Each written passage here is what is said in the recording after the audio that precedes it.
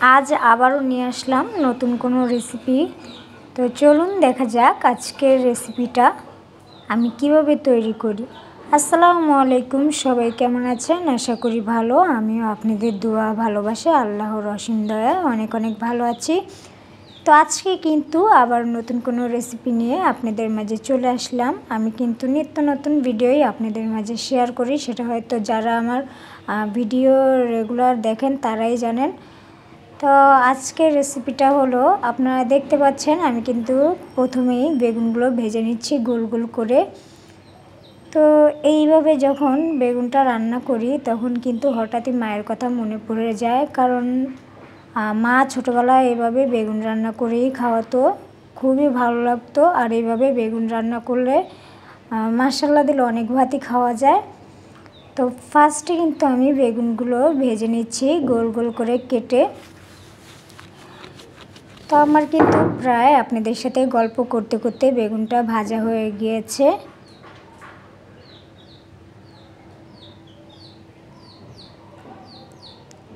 আর যে যেখান থেকেই আমার ভিডিও দেখছেন না কেন অবশ্যই সবার কাছে একটি রিকোয়েস্ট, ভিডিওটা প্রথম থেকে শেষ পর্যন্ত অবশ্যই দেখবেন। আর যদি আমার ভিডিও আপনাদের থেকে ভালো লেগে থাকে অবশ্যই লাইক কমেন্ট শেয়ার কিন্তু করবেন।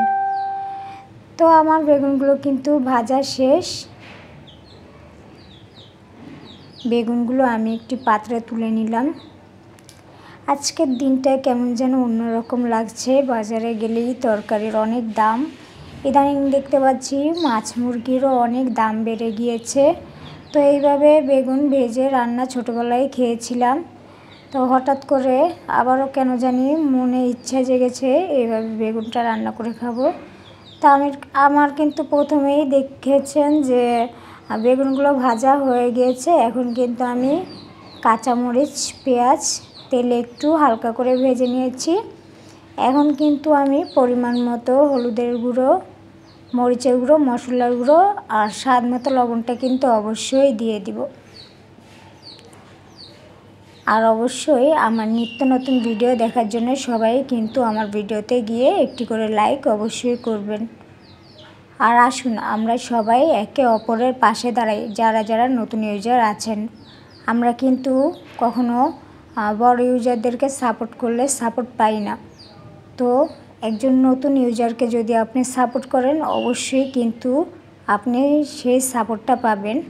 কারণ আমি একজন নতুন ইউজার হয়ে আমি কিন্তু নতুন ইউজারদেরকেই সাপোর্ট করি। ইনশাল্লাহ আমি সবার থেকে কম বেশি সাপোর্ট পাই। আমি কিন্তু একে একে সব মশলাগুলোই দিয়ে দিয়েছি। মশলাগুলো দেওয়ার পর একটু পরিমাণ মতো হালকা পানি দিয়ে মশলাটা কষিয়ে নেব।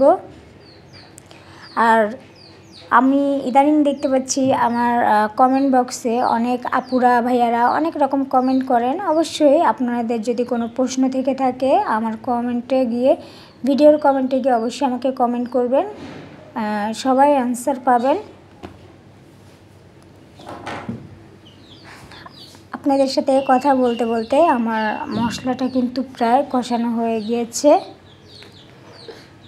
আর হয়তো আপনারা জানেন বেগুনটা কিন্তু এইভাবে ভাজি করতে একদমই সময় লাগে না, খুবই অল্প সময়ে রান্নাটা হয়ে যায়।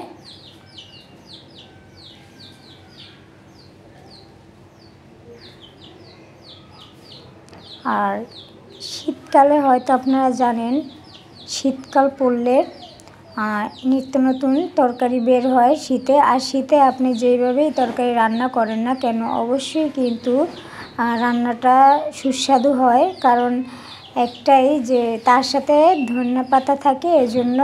তো আমি কিন্তু বেগুনগুলো দিয়ে দিয়েছি। এখন আমি ভালো করে মশলার সাথে বেগুনটা মিক্স করে নিব।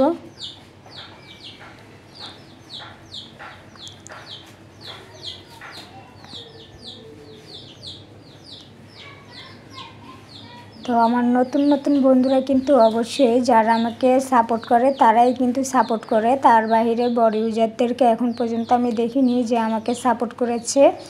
কারণ আমার যে পেজের বা ইউটিউবের যে ফ্রেন্ডরা আগেও ছিল তারা এখনও আছে এবং ইনশাল্লাহ আশা করি তারা আগামীতেও থাকবে। এইভাবে আমাকে সাপোর্ট করে গেলে ইনশাল্লাহ আমিও বড় ইউজারদের মতো কোনো একদিন হতে পারবো এবং সফল হতে পারবো। হয়তো আপনাদের ভালোবাসা ও দোয়ায় একদিন আমি ঠিকই আমার লক্ষ্যে পৌঁছে যাব। তো আজকে কিন্তু গল্প করতে করতে আজকের রেসিপিটা এখানে শেষ হয়ে গিয়েছে। তো দেখেন রান্নাটা কিন্তু শেষ পর্যায়ে আমি ধনিয়াপাতা দিয়ে দিয়েছি। আগেই কিন্তু আপনাদেরকে আমি বলেছিলাম যে শীতকালে তরকারির স্বাদটাই হলো মূল ধনিয়া পাতার কারণে। তো সবাই ভালো থাকবেন। এখানেই আজকের ভিডিও শেষ। আগামীতে নতুন কোনো ভিডিও নিয়ে আবারও চলে আসবো।